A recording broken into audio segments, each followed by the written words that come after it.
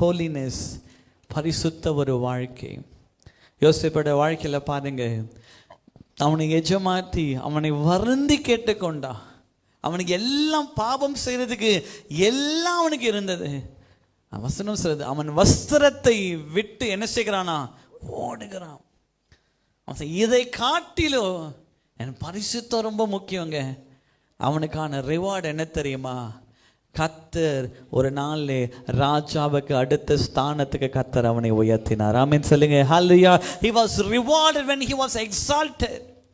தரிசனம் இருந்துச்சுங்க, பெரிய தரிசனம். அதே போல சிம்சோனுக்கும் தரிசனம் இருந்துச்சு. யோசேப்புக்கும் சிம்சோனுக்கும் பெரிய வித்தியாசம் என்ன தெரியுமா? சிம்சோனு யோசேப்பாது பிறந்த பிறகு அவன் தூங்கும் போது தரிசனத்தை கொடுத்தாரு. சிம்சோன் பிறக்கிறதுக்கு முன்பதாக தரிசனத்தை கொடுத்தாரு. தாயும் தகப்பனும் எப்படி வாழ வேண்டும், எப்படி பிள்ளையை வளர்க்க வேண்டும் என்று எல்லாத்தையும் சொல்லிட்டாரு. சிம்சோன் இந்த பெலிஸ்தரை ஆளுகை செய்ய வேண்டும் வரை கர்த்தர் தரிசனத்தை கொடுத்தாரு.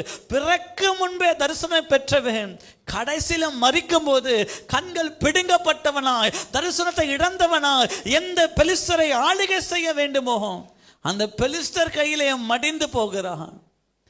ஆனா யோசேப்போ அவனுக்கு ஒண்ணு தெரியும், இந்த இடத்துல விழுந்துட்டேன்னா நான் எதை இழந்துருவேன்? தரிசனத்தை இழந்துருவேன்.